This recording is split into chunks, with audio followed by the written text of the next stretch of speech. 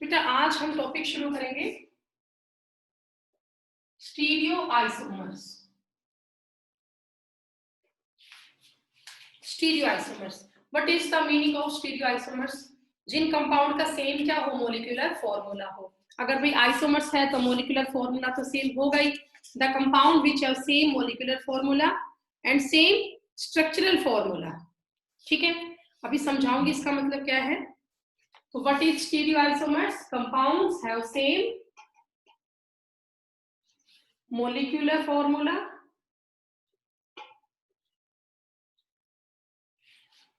Second होगा same structural formula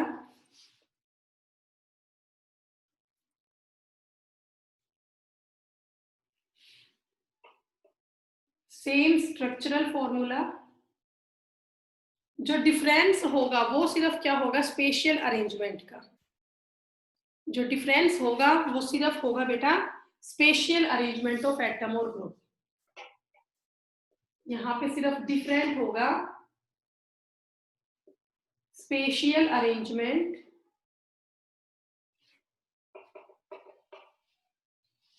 of atoms और group of atoms. ठीक है ना, सिर्फ स्पेशियल अरेंजमेंट अलग होगा। जैसे बेटा मान लो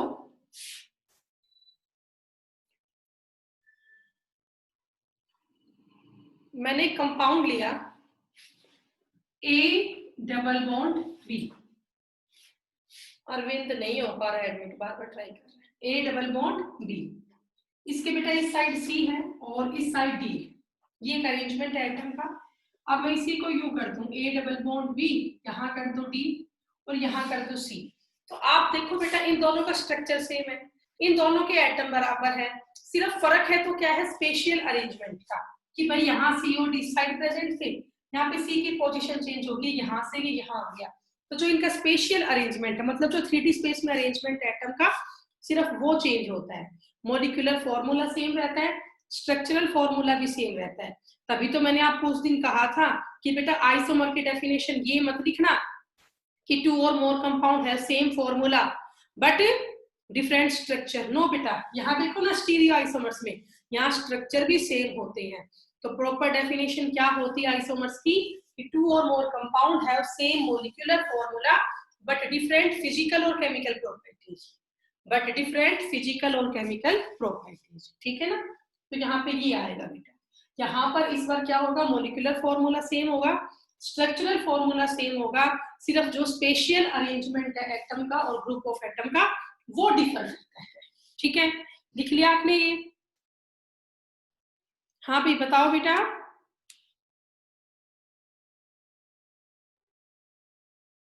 करें आगे, अब कर दूं ये?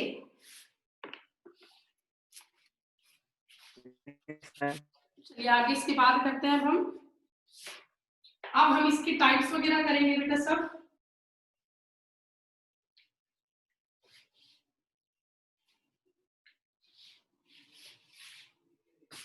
तो देखिए बेटा, अब हम यहाँ का बात करेंगे classification of stereo isomers. Classification of stereo isomers.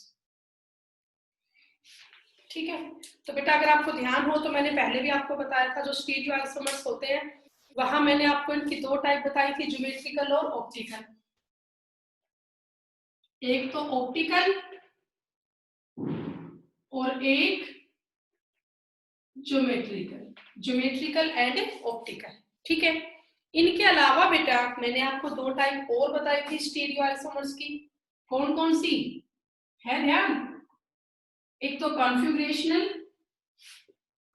एक तो हमने क्या किया था कॉन्फ़िगरेशनल आइसोमर, और एक हमने किया था कन्फर्मेशनल आइसोमर्स। Conformational isomers. तो ये बेटा आइसोमर्स की 2 टाइप थी, configurational isomers and configurational isomers. ठीक है, तो कन्फर्मेशनल आइसोमर्स और कॉन्फ़िगरेशन आइसोमर्स में क्या डिफरेंस होता है वो हमें करना है। तो बेटा जो कॉन्फ़िगरेशनल आइसोमर्स होते हैं ना इनको हम सेपरेट नहीं कर सकते। कॉन्फ़िगरेशनल आइसोमर्स को हम किसी भी मेथड से सेपरेट नहीं कर सकते। They cannot be separated, they cannot be separated by any physical और chemical method, they cannot be separated by any physical और केमिकल मेथड। लेकिन दूसरे में क्या खास बात है, इसको हम सेपरेट कर सकते हैं किसी फिजिकल मेथड से या केमिकल मेथड से, ठीक है ना। कॉन्फ़िगरेशनल आइसोमर्स को हम सेपरेट नहीं कर सकते, लेकिन जो कन्फर्मेशनल आइसोमर्स होते हैं ना, उनको हम सेपरेट कर सकते हैं। They can be separate, they can be separate, ठीक है, कर लोगे। तो 1 मिनट यहां आएगा, दे कैन बी सेपरेट, रोको बेटा, और इसमें आएगा दे cannot B separate. Conformational को सेपरेट नहीं कर सकते, कॉन्फ़िगरेशनल को कर सकते हो बेटा, ये गलत लिख दिया था मैंने। दे कैन बी सेपरेट, लेकिन इनको आप सेपरेट नहीं कर सकते, ठीक है, ये आप ध्यान रखना। अब जो आपका कॉन्फ़िगरेशनल आइसोमर्स होते हैं, तो कॉन्फ़िगरेशनल आइसोमर्स की भी 2 टाइप होती है। कॉन्फ़िगरेशनल आइसोमर्स की भी 2 टाइप होती है, ठीक है। एक होता है इनैंशियोमर्स, एक होता है इनैंशियोमर्स, और बेटा एक होता है डायास्टीरियोमर्स। ये 2 टाइप होती है कॉन्फ़िगरेशनल आइसोमर की। What are configurational isomer? जिसको हम किसी भी केमिकल और फिजिकल मेथड से सेपरेट कर सकते हैं। जिनको हम सेपरेट कर सकते हैं उनको बोलते हैं कॉन्फ़िगरेशनल आइसोमर्स। ये स्टीरियो आइसोमर्स है, और इनकी 2 टाइप होती है, इनैंशियोमर्स और डायास्टीरियोमर्स। तो इनैंशियोमर्स क्या होते हैं बेटा? जो इनैंशियोमर्स आपके है ना, ये बेटा मिरर इमेज देते हैं, मतलब ये ऑप्टिकल एक्टिव होते हैं, ये ऑप्टिकल एक्टिव होते हैं, ठीक है। हाँ, तो पहले मैं ये रब कर दूं बेटा, फिर ऊपर कराऊंगी इसको, या यही लिख देती हूँ, they give mirror image, they give mirror image, ये मिरर इमेज देते हैं। लेकिन जो डायास्टीरियोमर्स है ना, they do not give mirror image, they do not give mirror image, ठीक है। तो मतलब समझे इसका, जो आपका इनैंशियोमर्स है उनकी तो मिरर इमेज आती है। जैसे बेटा मान लो ए अल्फाबेट है, इसकी मिरर इमेज कैसी आएगी बताओ? सेम दिखेगा कि अलग दिखेगा? सेम दिखेगा। और बी को देखोगे तो उल्टा उल्टा दिखेगा। तो बेटा किसकी मिरर इमेज आई, ए की या बी की? ए की। नहीं बेटा, ए तो एज इट इज दिख रहा है, जिसमें कुछ अलग दिखे उल्टा दिखे उसकी मिरर इमेज आई। तो बी की मिरर इमेज आई तो बी तो ऑप्टिकल एक्टिव हुआ, और ए की कोई मिरर इमेज नहीं आई तो वो ऑप्टिकल इनएक्टिव हुआ। तो इनैंशियोमर्स का मतलब क्या होता है? जो कंपाउंड मिरर इमेज देते हैं। अब मतलब जो मिरर इमेज देगा इट मीन्स वो ऑप्टिकल एक्टिव होगा, जो मिरर इमेज देगा वो क्या होगा बेटा? ऑप्टिकल एक्टिव होगा।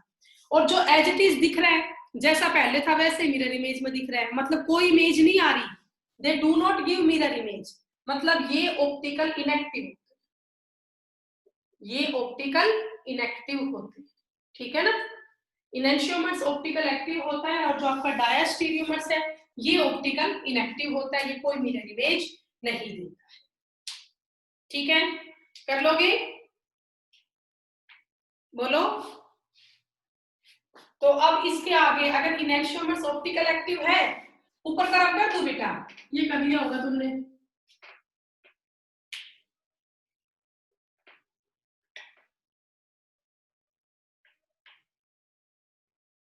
यहां देखिए बेटा, अब अभी मैंने कहा जो इनैंशियोमर्स होते हैं वो ऑप्टिकल एक्टिव होते हैं। ऑप्टिकल एक्टिव का मतलब ये हुआ, ये सिर्फ ऑप्टिकल आइसोमर्स बनाते हैं। इनैंशियोमर्स क्या बनाते हैं? Optical isomers. और अभी मैंने कहा जो डायास्टीरियोमर्स है ना, इनकी कोई मिरर इमेज नहीं होती, तो ये ऑप्टिकल आइसोमर तो बनाते नहीं है, बट ये क्या बनाते हैं? मेन ज्योमेट्रिकल आइसोमर्स, ठीक है ना। डायास्टीरियोमर्स के मेन क्या होते हैं? Geometrical isomers. और कभी कभी कई एग्जांपल में रेयर ऐसा भी हो जाता है कि ऑप्टिकल आइसोमर भी बन जाता है, ठीक है। May be optical isomers in some cases, वैसे तो मेन ये आपका ज्योमेट्रिकल आइसोमर्स ही बनाता है, लेकिन कई बार डायस्टीरियोमर्स भी ऑप्टिकल एक्टिव हो जाते हैं कुछ एक एग्जांपल में, तो वहां पर ये ऑप्टिकल आइसोमर भी बना सकते हैं, ठीक है ना। लेकिन मेन तो जो आपका इनेंशियोमर्स है ना, यही ऑप्टिकल आइसोमर बनाता है, और जो आपका डायस्टीरियोमर्स है इसका मेन होता है ज्योमेट्रिकल आइसोमर्स। तो बेटा जो ये ऑप्टिकल आइसोमर्स है ना, ये हम पूरा टॉपिक पढ़ते हैं स्टीरियो केमिस्ट्री का, एक अलग से पूरा टॉपिक है डिटेल्ड स्टीरियो केमिस्ट्री का। 12th में तो मेन है ही है, 11th में भी करवा देते हैं बच्चों को हम, लेकिन फिलहाल हम करेंगे ज्योमेट्रिकल आइसोमर्स। अभी हमारा फोकस किस पर रहेगा, ज्योमेट्रिकल आइसोमर्स पे रहेगा। तो बेटा जो स्टीरियो आइसोमर्स है वो दो तरह के होते हैं, ऑप्टिकल और ज्योमेट्रिकल। वो मैंने बताया कौन सा किसमें एग्जिस्ट करता है। मेन दो टाइप होती है स्टीरियो आइसोमर्स की, दैट इज एक तो होता है कॉन्फ़िगरेशनल और एक होता है कन्फर्मेशनल। जो कॉन्फ़िगरेशनल आपका है उनको हम सेपरेट कर सकते हैं, लेकिन कॉन्फर्मेशनल को हम सेपरेट नहीं कर सकते हैं बाय एनी फिजिकल और केमिकल मेथड। अब जो कॉन्फ़िगरेशनल आइसोमर्स है उसी की दो टाइप होती है मेन, वो दो टाइप कौन कौन सी है बेटा, एक तो इनेंशियोमर है और एक आपका डायस्टीरियोमर्स है। जो मिरर इमेज देगा वो इनेंशियोमर है, जो मिरर इमेज ना दे वो डायस्टीरियोमर्स है। तो इनेंशियोमर में मेन आपके होते हैं ऑप्टिकल आइसोमर्स, और जो आपका डायस्टीरियोमर्स है इसमें आपका मेन होता है ज्योमेट्रिकल आइसोमर्स। तो अभी मैं आप लोगों को पढ़ाऊंगी ज्योमेट्रिकल आइसोमर्स, ठीक है।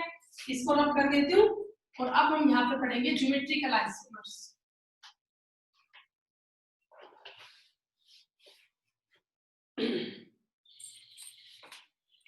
देखिए बेटा, ज्योमेट्रिकल आइसोमर्स,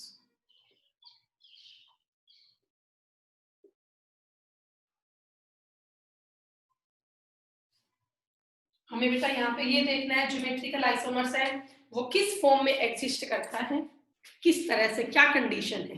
तो पहली कंडीशन बेटा ये है ज्योमेट्रिकल आइसोमर्स में, pi bond present in the compound. तो मोस्टली कंपाउंड में पाई बॉन्ड प्रेजेंट होते हैं। मोस्टली जो ज्योमेट्रिकल आइसोमर जो जीआई शो करते हैं ना, उन कंपाउंड में क्या प्रेजेंट होता है, पाई बॉन्ड प्रेजेंट होता है, ठीक है ना।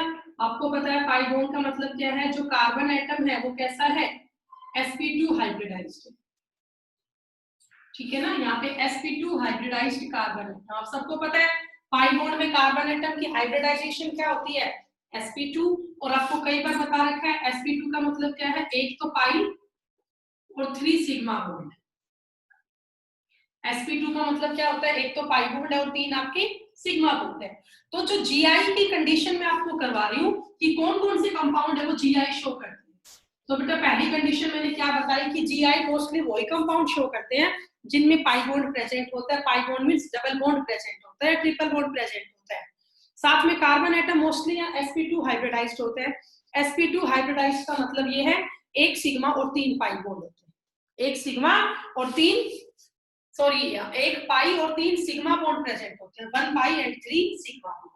और सबसे मेन जो थर्ड है, थर्ड पॉइंट ये है, इसमें रेस्ट्रिक्टेड रोटेशन होती है। इसमें क्या होता है, रिस्ट्रिक्टेड रोटेशन होती है। रिस्ट्रिक्टेड रोटेशन का मतलब क्या होता है बेटा, what is meaning of restricted rotation, कि यहाँ पे रोटेशन नहीं हो सकती, अदरवाइज तो रोटोमर्स बन जाएगा, रोटेट हो गए ना तो रोटोमर्स बन जाएगा। हम तो पढ़ रहे हैं ऑप्टिकल ज्योमेट्रिकल आइसोमर। तो जीआई की कंडीशन है, ये सबसे जरूरी कंडीशन है, यहाँ पे रेस्ट्रिक्टेड रोटेशन होगी, इसका मतलब रोटेशन नहीं हो सकती अराउंड द कार्बन, ठीक है ना। रोटेशन होगी तो फिर वो जीआई नहीं बना पाएगा। अब मैं आपको समझाती हूँ इसका मीनिंग क्या है, what is the meaning of restricted rotation, ठीक है।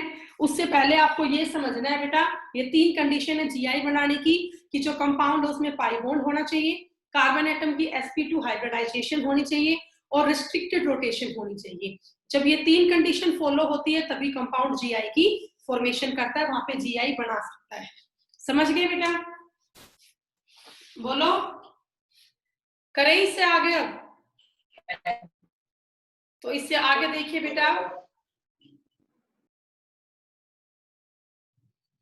रब कर दूं, हाँ जी रब मैम कर दूं, 1 मिनट, कर लो नहीं मैम 1 मिनट। कर लो, तब तक मैं भी इंक डाल लूं। अब मैं आपको ये समझाऊंगी रेस्ट्रिक्टेड रोटेशन क्या होता है। यार रुचिका तो बहुत कम क्लास में आती है। चल कोई नहीं, स्कूल खुल जाए फिर चेक करती हूँ कितना काम कर रखा है, क्या आता है क्या नहीं आता।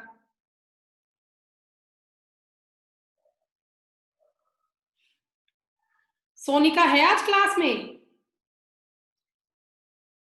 ये कई Yes, बच्चे जतिंदर हो गए तो एडमिट ही नहीं हो पाता। चमन बच्चे ये तो बहुत ही कम एडमिट हो पाते हैं। चलिए अब मैं आपको समझाऊं रेस्ट्रिक्टेड रोटेशन क्या होता है। देखिए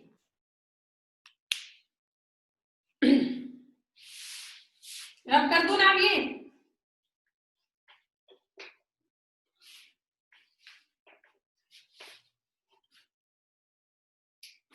देखो बेटा, मान लीजिए मैंने कंपाउंड लिया C2H4Cl2, तो हमें ये बताना है ये कंपाउंड जीआई की कंडीशन को शो कर रहा है या नहीं शो कर रहा है। तो देखो बेटा C2H4Cl2 दो कार्बन है, H भी बेटा यहाँ पे 2 आएगी, सॉरी 4 नहीं आएगी, दो कार्बन है, टोटल 2 H है। एक मैंने इस H कार्बन को दी और एक मैंने इस कार्बन को दी। 2 Cl है, एक इस कार्बन को दी और एक इस कार्बन को दी। हाँ भाई सही लिखा है ना, C2H2Cl2 सबकी वैलेंसी पूरी है। कार्बन के 4 बॉन्ड है, H का एक बॉन्ड है, क्लोरीन का एक बॉन्ड है। ये एक तरीका हो गया C2H2Cl2 को लिखने का। अब मैं इसको एक तरीके से देखो और लिख सकती हूँ, वो क्या, C डबल बॉन्ड C। बेटा मैंने एक H यहाँ लगाया, एक H यहाँ लगाया, एक Cl यहाँ लगाया, एक Cl यहाँ।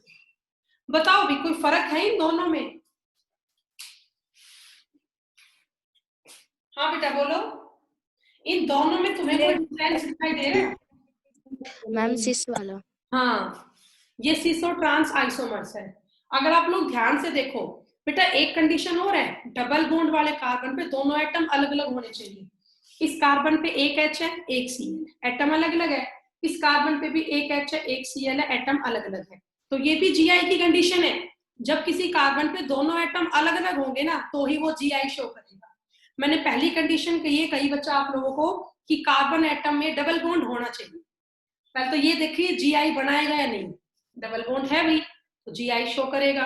सेकंड कंडीशन मैंने कही कार्बन एटम sp2 हाइब्रिडाइज होना चाहिए, और मैंने आपको sp2 का मीनिंग समझाया था कि 3 तो सिग्मा बॉन्ड और एक पाई बॉन्ड, वो भी इसमें है। आपको पता है ना डबल बॉन्ड कार्बन में एक सिग्मा होता है एक पाई, तो कार्बन एटम sp2 हाइब्रिडाइज भी है।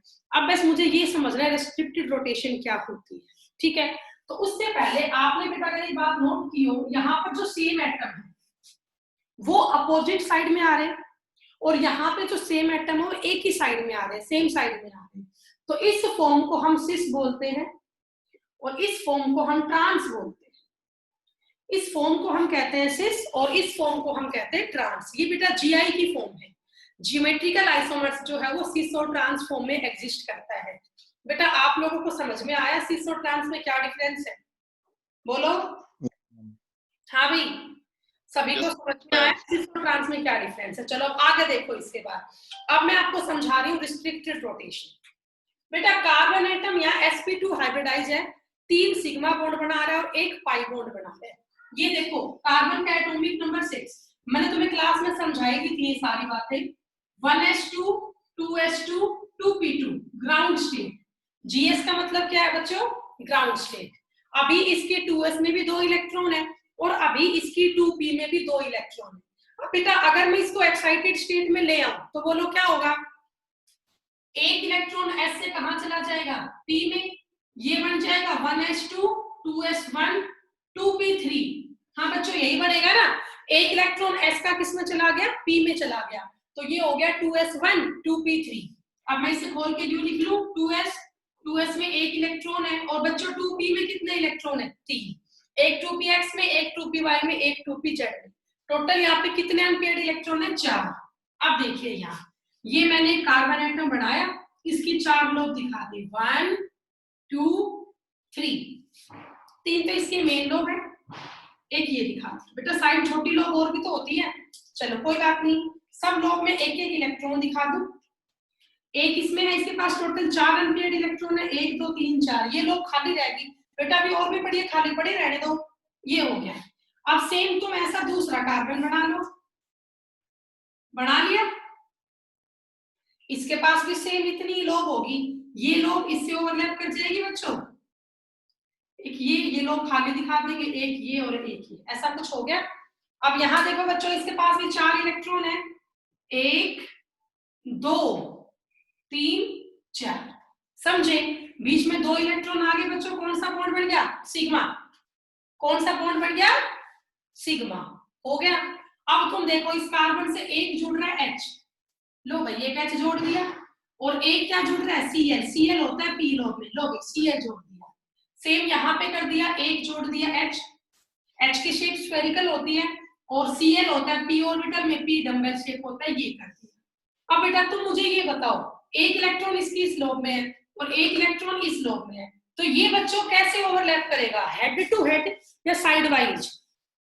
बोलो। Side wise. साइड वाइज करेंगे ना बेटा, इनके बीच में जो ओवरलैपिंग होगी वो साइड वाइज ओवरलैपिंग होगी। ये लो भी ओवरलैप करेगी और ये भी करेगी, खाली है कोई नहीं, लेकिन यहाँ तो एक बॉन्ड बनेगा। तो यहाँ पे ओवरलैपिंग कौन सी हुई बेटा? साइड वाइज हुई। ठीक है। अच्छा अब तुम ये बताओ, अगर मैं इस कार्बन को पकड़ लूं और इस कार्बन को घुमाने की कोशिश करूं, अगर मैं इस कार्बन को पकड़ के इसको घुमाने की कोशिश करूं, तो क्या ये घूम जाएगा? बोलो। No ma'am. अगर मैंने इसको घुमाया तो बेटा ये बॉन्ड तो टूट गया, तो पोजीशन चेंज होगी सी और सीएल की। फिर इसमें जीआई कैसे बनेगा? जीआई की कंडीशन ही क्या है? कि स्पेशल अरेंजमेंट अलग होना चाहिए। जीआई की कंडीशन ही क्या है? कि स्पेशल अरेंजमेंट अलग होना चाहिए। ठीक है। अब अगर सिस फॉर्म है तो ऐसे ही बनेगा, और तो कोई पॉसिबिलिटी है नहीं इसकी। तो इसमें रोटेशन रिस्ट्रिक्टेड है, यहाँ पे रोटेशन नहीं हो सकती, क्योंकि ये दोनों लोग आपस में जुड़ गए हैं पाई बॉन्ड से। ऐसे में इसको फिक्स करके इसको घुमाना चाहूं तो नहीं घूम सकता, क्योंकि ये दोनों लोग आपस में ओवरलैप करके आपस में जुड़ चुकी है। तो इस चीज को हम क्या बोलते हैं? रिस्ट्रिक्टेड रोटेशन बोलते हैं, कि यहाँ पे रोटेशन नहीं हो सकती है। आया आपको समझ में? हाँ भाई बोलो बेटा। तो फिर आगे करवाऊं, जल्दी बताओ। Yes ma'am. चलिए तो अब हम एग्जांपल्स करेंगे। अब तक तो मैंने आप लोगों को जीआई की कंडीशन समझाई थी बस, कि जीआई की क्या क्या कंडीशंस होती है। अब हम एग्जांपल करेंगे। एग्जाम में क्या आता है, कोई भी कंपाउंड आएगा उसका मॉलिक्यूलर फॉर्मूला लिखा आएगा, और उसमें ये पूछेंगे कितने जीआई एग्जिस्ट करेंगे, करेंगे या नहीं करेंगे। हाँ भाई गर्ल्स समझ में आ रहा है बाकी सब बच्चों को? रब कर दूं मैं इसको? बोलो। रिस्पॉन्स नहीं आ रहा कोई भी। Yes ma'am. Yes ma'am. Okay बेटा, चलिए अब हम करेंगे बच्चों एग्जांपल्स। आपको मैंने सारी कंडीशन समझा दी है, बस तुम्हें ये बताना है इसमें जीआई एग्जिस्ट करेगा या नहीं करेगा। ठीक है। पहला एग्जांपल देखिए। फर्स्ट एग्जांपल है हमारा C double bond C। Okay, और मैंने यहां पे लगाया H CH3 CH3। आपको बेटा ये बताना है इसके जीआई बनेंगे या नहीं बनेंगे। बोलो, इसकी जीआई फॉर्म एग्जिस्ट करेगी या नहीं? नो। हाँ या रीजन दो बेटा, क्यों? क्योंकि मैम इस से नहीं बना रहे। नहीं बेटा देखो, मैंने अभी तुम्हें कहा था जो डबल बॉन्डेड कार्बन है ना, उस पे दोनों एटम अलग अलग होने चाहिए, तभी जीआई एग्जिस्ट करेगा। यहाँ देखो इस कार्बन पे दोनों एटम सेम आगे हाइड्रोजन, इस कार्बन पे दोनों एटम सेम आगे CH3। तो अगर डबल बॉन्ड वाले कार्बन पे दोनों एटम सेम आ जाते हैं तो उसमें जीआई फॉर्म एग्जिस्ट नहीं करती। It do not show GI, इसके ज्योमेट्रिकल आइसोमर्स नहीं बनेंगे। ठीक है ना? तो आप यहाँ पे ये कंडीशन लिख भी सकते हो कि जो टू ग्रुप है ना on each carbon, two group on each carbon must be different. अगर आपने कार्बन पे दोनों ग्रुप सेम लगा दिए, जैसा कि इसमें था, इस कार्बन पे दोनों ग्रुप सेम आ गए, तो इसमें जीआई फॉर्म एग्जिस्ट नहीं करती। इस कार्बन पे दोनों ग्रुप अलग अलग होने से तभी इसकी जीआई फॉर्म एग्जिस्ट करेगी। समझ गए? बोलो। कर लोगे ना? चलिए अब नेक्स्ट एग्जांपल लिख रही हूं मैं, आप मुझे बताना इसकी जीआई फॉर्म बनेगी या नहीं बनेगी। C double bond C, CH3 C2H5 H और यहां D। हाँ बेटा बताओ, नहीं मैम। इसमें जीआई फॉर्म, इसमें ज्योमेट्रिकल आइसोमर्स बनेंगे या नहीं बनेंगे? No ma'am. नहीं बनेंगे, कंफर्म? बेटा इसमें बनेंगे, इसमें बनेंगे। हाँ सिस ट्रांस नहीं बनेगा, लेकिन ईजेड फॉर्म एग्जिस्ट करेगी। सिस ट्रांस इसमें नहीं बन सकता, बट इसमें ईजेड फॉर्म एग्जिस्ट करेगी।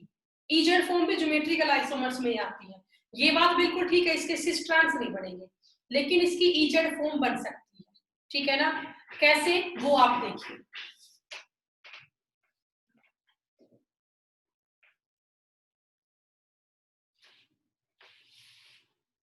ये कंपाउंड मैंने यहाँ पे लिखा हुआ था, तो यहां पर बेटा एक रूल आएगा, और वो रूल क्या होगा देखिए, CIP रूल। CIP रूल, ये CIP रूल क्या होता है? ये बेटा तीन अलग अलग साइंटिस्ट थे, कान, इनगोल्ड और प्रीलोग। कान, इनगोल्ड एंड प्रीलोग रूल, ठीक है ना? Cahn, Ingold and Prelog rule, CIP rule. CIP rule ने जो है स्पेसिफिक बात की थी EZ नोमेनक्लेचर की। बेटा CIP रूल ने किसकी बात की थी? EZ नोमेनक्लेचर की। ठीक है, अब CIP रूल के हिसाब से EZ नोमेनक्लेचर क्या होता है वो आप देखिए। बेटा E जो है ना, इसका नाम होता है एंटजीगन, और जो Z होता है ना, इसका पता नहीं ऐसा कुछ होता है, जुसामेन होता है शायद, ZU। लेकिन इनसे कोई फर्क नहीं पड़ना है, साइंटिस्ट के नाम है। तुम्हें जो याद करना है वो, E का मतलब होता है ट्रांस, E का मतलब क्या होता है? ट्रांस, और Z का मतलब होता है सिस। बस इतना फर्क है, मैं यहाँ सिस और ट्रांस वर्ड का यूज ना करके E और Z फॉर्म का यूज करूंगी, यहाँ पे सिस और ट्रांस का यूज ना करके E और Z का यूज करेंगे। ठीक है, अब CIP रूल क्या कहता है? CIP रूल की कंडीशन क्या होती है? हम कैसे पता करते हैं कि E है या Z है, ट्रांस है या सिस है? तो देखिए बेटा, इसका रूल ये है कि जो डबल बॉन्ड वाले कार्बन है उनके पास दो दो एटम होते हैं, आप उन दोनों एटम की क्या करो? नंबरिंग करो। तो पहले प्रेफरेंस उसको देना जिसका एटॉमिक मास या जिसका मॉलिक्यूलर मास ज्यादा होता है। ठीक है बेटा, अब तुम लोग बता सकते हो ये D क्या होता है? D मतलब ड्यूटीरियम, आप लोगों ने पढ़ा है ना, हाइड्रोजन के तीन आइसोटोप होते हैं, प्रोटियम, ड्यूटीरियम और ट्रीटियम। तो ये बेटा बच्चों ड्यूटीरियम है। ड्यूटीरियम क्या होता है बोलो? ये तो क्लास में पढ़ाया था मैंने तुम्हें, H12। ड्यूटीरियम क्या होता है? H12। तो मैंने आपको कहा आप इनका ना एटॉमिक मास लिखो, उनके बेस पे इसकी नंबरिंग करना। तो बच्चों बताओ, एटॉमिक मास हाइड्रोजन का क्या होता है? बोलो। 1। 1। और ड्यूटीरियम का एटॉमिक मास क्या होता है? ड्यूटीरियम का एटॉमिक मास कितना है? 2 है। तो किसका एटॉमिक मास ज्यादा है, ड्यूटीरियम का या हाइड्रोजन का? ड्यूटीरियम का। अब जिसका एटॉमिक मास ज्यादा है ना, इसको पहले प्रेफरेंस मिलेगी, तो ये नंबर 1 पे आएगा और बच्चों ये 2 पे आएगा। हो गया। अब इधर आ जाओ इस साइड, यहाँ CH3 है और यहाँ C2H5 है। बताओ किसका मॉलिक्यूलर मास ज्यादा होगा या एटॉमिक मास किसका ज्यादा होगा? यहाँ तो एक ही कार्बन है, तो एक कार्बन का 12 हुआ, लेकिन यहाँ कितनी कार्बन है? 2, तो 2 कार्बन का 24 हुआ। तो बताओ किसका ज्यादा हुआ? C2H5। C2H5 का, इथाइल का ज्यादा होगा ना, H कंपेयर टू मिथाइल। तो यहाँ नंबर 1 इसको दिया जाएगा और 2 पे ये दिया जाएगा। अब आप प्रेफरेंस वाले एटम देखो, सेम साइड में है, अपोजिट साइड में। 1 और 1 सेम साइड में है, 2 और 2 भी सेम साइड में है। अपोजिट में होंगे तो ट्रांस होंगे, सेम साइड में होगा तो सिस होगा, लेकिन यहाँ पे सिस और ट्रांस वर्ड का यूज नहीं करके ई और जेड का यूज कर रहे हैं। तो बताओ बेटा ये ई आएगा या जेड आएगा? बोलो। जेड। जेड है, ठीक है ना, समझ गए ना? ई जेड का मतलब क्या है? यहाँ पे सिस और ट्रांसफॉर्म यूज नहीं होगी, बट जीआई की कंडीशन तो ये शो कर रहा है ना भाई, डबल बॉन्ड भी है, कार्बन एटम sp2 हाइब्रिडाइज्ड भी है, रिस्ट्रिक्टेड रोटेशन भी यहाँ पे होगी, तो इसमें कंडीशन तो सारी है ना जीआई वाली, तो सिस ट्रांस शो नहीं कर सकता, लेकिन इसमें ई और जेड फॉर्म एग्जिस्ट कर सकती है। समझ गए? चलो अब मैं इसके और एग्जांपल तुम्हें करवाती हूँ। हाँ भी ये रब कर दूं? बोलो। चलिए अब नेक्स्ट मैं कर रही हूँ, एक एग्जांपल लिख रही हूँ, आप लोग मुझे बताना इसमें कौन सी जीआई फॉर्म एग्जिस्ट करेगी। ठीक है, मैंने ये लिख दिया CH3, यहां मैं कर दूं OH, चलिए यहां मैं NH2 कर देती हूँ, और यहां मैंने कर दिया OH। बेटा पहले आप मुझे ये बताओ, यहाँ पे सिस ट्रांसफॉर्म एग्जिस्ट करेगी, इसके जीआई बनेंगे, पहले ये बताओ इस कंपाउंड के जीआई बनेंगे, क्योंकि सारी कंडीशन है, डबल बॉन्डेड कार्बन भी है, sp2 हाइब्रिडाइज्ड कार्बन भी है। अब इसमें सिस ट्रांस बनेंगे? सिस ट्रांस बनेंगे इसके? नहीं बनेंगे, क्योंकि कोई भी एटम है वो कहीं मैच ही नहीं कर रहा किसी भी साइड। चलो सिस ट्रांस नहीं बनेंगे, ईजेड तो बन सकते हैं ना। तो अब बताओ मुझे, बोलो सारे बताओ बेटा, शाबाश। इस साइड पहले किसको प्रेफरेंस मिलेगी? पहले एटम को कंपेयर कर लिया करो, इसका फर्स्ट एटम है H, CH3, का पहला एटम है C, तो किसका एटॉमिक मास ज्यादा होता है H का या C का? कार्बन। तो ये 1 मिलेगा, इसको 2 मिलेगा, हो गया। अब इसका भी पहला एटम कंपेयर करो, यहाँ OH है, यहाँ NH2 है, यहाँ पहला एटम है N, यहाँ पहला एटम है O। कभी पहला एटम सेम हो तो फिर दूसरे एटम को कंपेयर कर लिया करो। अब बताओ ज्यादा एटॉमिक मास N का होता है या O का? O का ज्यादा होता है ना, तो यहाँ इसको प्रेफरेंस ज्यादा मिलेगी, ये 1 होगा और ये 2 होगा। अब बताओ सेम प्रेफरेंस वाले एटम किस साइड है? E, अपोजिट साइड, तो इसके लिए E लिखा जाएगा, इसके लिए क्या लिखा जाएगा? E। ये बेटा CIP रूल होता है, इससे हम पता करते हैं ई जेड नोमेनक्लेचर। आया समझ में? चलो अब इसके बाद मैं आपको नेक्स्ट क्वेश्चन देती हूँ, वो करके दिखाऊंगी। ये रब कर दूं? बोलो बेटा। हाँ भी ये हो गया, तो मैं रब कर दूं इसको? Yes ma'am.